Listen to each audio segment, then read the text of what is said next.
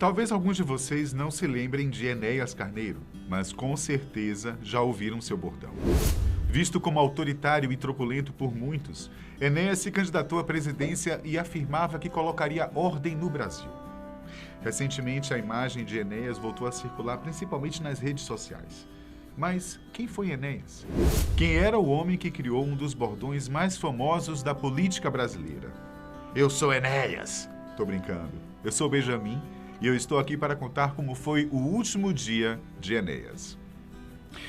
1.573.642. Esse foi o número de votos que fez de Enéas o deputado federal mais votado durante muito tempo. Mas o que fez com que Enéas, considerado o representante da extrema-direita, ganhasse tantos votos? Como ele chegou a tal sucesso na política? Enéas nasceu no dia 5 de novembro de 1938 em Rio Branco, no Acre. Oriundo de uma família humilde, isso não impediu que o filho de Mina e Eustáquio José Carneiro fosse longe na vida. Enéas sempre teve fama de ser uma pessoa inteligente e o espelho disso eram seus resultados na escola. Ele começou estudando no grupo escolar 24 de janeiro e costumava ter a nota mais alta das turmas em que esteve. Como muitos de vocês devem saber, Enéas tinha um dom de falar em público. Mas essa habilidade não surgiu na fase adulta. Desde criança, ele demonstrava facilidade em se expressar na frente de muitas pessoas, tanto que, ainda criança, ele se tornou o orador oficial da escola.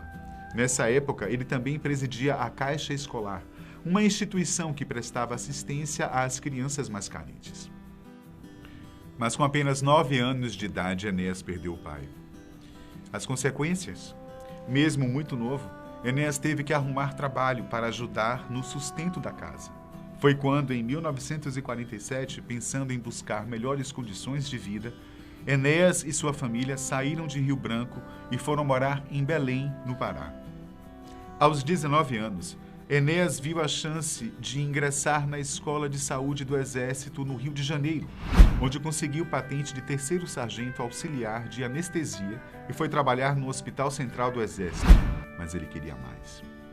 Em 1960, junto a mais outros 754 candidatos, Enéas passou em primeiro lugar no vestibular da Escola de Medicina e Cirurgia do Rio de Janeiro, a atual Unirio. Era a chance que ele esperava. Afinal, o menino que tinha passado por muitas dificuldades quando criança, agora tinha a chance de se tornar médico. Enéas abraçou a oportunidade como se fosse única. O currículo de Enéas era incrível. Ele se tornou médico com especialização em cardiologia em 1965, mas isso ainda não era o suficiente para ele. Enéas parecia ter sede de conhecimento e, enquanto fazia medicina, aproveitava o tempo livre para se dedicar ao curso de Ciências Exatas, com licenciatura em Física e Matemática na Universidade do Estado da Guanabara, graduando-se em 1968. Sendo um homem diplomado, Enéas resolveu deixar o exército. Mas não foi uma despedida qualquer. Ele recebeu a medalha Marechal Hermes e tinha no seu registro mais de 5.000 anestesias. O cara era um crânio. Depois, ele passou a preparar alunos para vestibulares.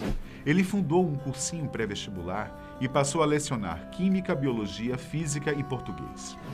Em 1973, ele começou seu mestrado e 3 anos depois se tornou mestre. Nesse período, ele também ministrou aulas de Fisiologia e Semiologia Cardiovascular na mesma universidade. Em 75, apresentou a primeira versão de seu famoso curso, o Eletrocardiograma, no Rio de Janeiro, mais tarde ministrado em São Paulo, depois em Quito, no Equador, e depois novamente no Rio de Janeiro. No mesmo ano, ele escreveu o livro O Eletrocardiograma, publicado tempos depois. O livro é considerado a Bíblia do Enéas. Segundo o próprio relatou em uma entrevista, ele leu 1.200 publicações para escrever o livro. Enéas era um homem inteligentíssimo, talentoso e que gostava de se dedicar aos estudos. Além de tudo isso que foi citado, ele já fez declarações afirmando que também já trabalhou numa construção civil como apontador de obras. Foi tradutor de inglês, trabalhou em um açougue e foi até auxiliar de escritório. Era um gênio que já tinha lidado até com trabalho braçal. O mais engraçado é que, durante os anos na faculdade, Enéas nunca se envolveu em nenhum movimento político. Embora nessa época tivesse algum interesse por pensamentos marxistas e pelo Partido Comunista Brasileiro, ainda assim manteve-se distante. Em relação à ideologia comunista, Enéas fazia críticas à realidade histórica. Para ele, a teoria marxista era a estruturação filosófica mais bela sobre a vida social no planeta. Mas, na prática, infelizmente, era tudo utopia. Com o fim da ditadura militar no Brasil, Enéas começou a se interessar cada vez mais pelo assunto. Ele estava descontente com a situação atual do país. O Brasil tinha acabado de sair de um regime militar e teríamos as primeiras eleições, depois de 21 anos de ditadura. Segundo o próprio Enéas, sua companheira estava saturada de ouvir o marido reclamar dos políticos e da situação do Brasil. Com este contexto, Enéas resolve ingressar na política e funda o Partido da Ordem Nacional, o PRONA, em 1989. Casado com a promotora da Auditoria Militar, Adriana Lorandi, desde 82, os dois se separaram pouco antes dele fundar o partido.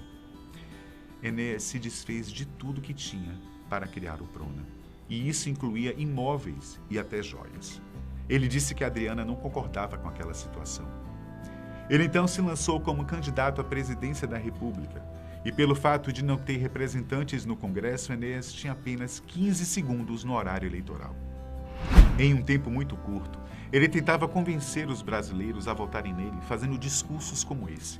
Foi nessa época que surgiu o eterno bordão do cardiologista. Foram 360.561 votos, que deram a ele o 12º lugar entre os 22 candidatos que concorreram ao pleito, vencido por Fernando Collor de Mello. Poucos votos, né? Esses números representavam apenas 0,53% dos votos válidos. Mas, diferente disso, Enéas conseguiu um grande feito. Por ter apenas 15 segundos de propaganda eleitoral, os votos do candidato foram muito expressivos. Mas Enéas não desistiria tão fácil. Ele foi candidato à presidência em 94 e 98. Em 94, Enéas ficou atrás apenas de Fernando Henrique e Luiz Inácio. Já em 98, em sua terceira candidatura, ele defendeu questões polêmicas como a produção da bomba atômica, aumento do efetivo militar e a nacionalização dos recursos minerais do subsolo brasileiro. Acabou ficando em quarto lugar. 2 anos depois, ele se candidatou à Prefeitura de São Paulo, mas sem sucesso. E foi apenas em 2002 que Enéas finalmente conseguiu se eleger como deputado federal por São Paulo. O número de votos que eu citei no começo do vídeo fez Enéas entrar para a história. Os votos, inclusive, permitiram que Enéas elegesse mais 5 deputados federais, todos fundadores do PRONA. Em 2006, Enéas foi reeleito para o cargo, porém, devido aos problemas de saúde, ele não ficou no mandato até o final. Nesse ano, a aprovação da cláusula de barreira pelo Congresso ameaçava acabar com o PRONA. Estavam sendo impostas restrições a partidos que não tivessem votação mínima na maioria dos estados brasileiros. Para evitar que o PRONA chegasse ao fim, foi feita uma fusão com o Partido Liberal, que então deu origem ao Partido da República. Mas então vamos lá. Quais foram esses problemas de saúde que Enéas teve? Como foi que o Brasil perdeu um político tão inteligente quanto Enéas? No ano em que ele foi reeleito, Enéas já estava doente. Ele tinha leucemia mieloide aguda e, quando se lançou como candidato, já estava com a saúde bastante debilitada. Enéas disse que só não se candidatou à presidência naquele ano por causa da doença. Antes de começar a quimioterapia, resolveu raspar a barba, um de seus símbolos. Nas propagandas eleitorais, ele adotou seu bordão. Dessa vez, ele dizia o seguinte: no começo do tratamento, a quimioterapia até apresentou bons resultados, mas depois de um tempo passou a não fazer mais efeito. Foi mais ou menos 1 ano na luta contra a doença, até que seu caso se agravou ainda mais.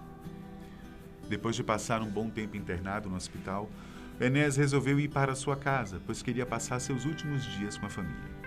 Foram 4 dias de repouso em casa, até que a morte finalmente chegou. No dia 6 de maio de 2007, por volta das 2 horas da tarde, Enéas morreu, com 68 anos de idade. Em entrevista no dia seguinte da morte, Adriana, ex-mulher do político, disse que ele morreu em paz enquanto segurava as mãos dela. Era o fim da vida de Enéas. Seu corpo foi cremado no dia 7 de maio, no Rio de Janeiro. Atendendo ao pedido de Enéas, a família jogou suas cinzas na Baía de Guanabara. Flamenguista, fã de Chico Buarque e de Tina Turner, Enéas deixou para trás 3 filhas e uma legião de admiradores que o consideravam um homem público de elevada confiabilidade. Por hoje, é só.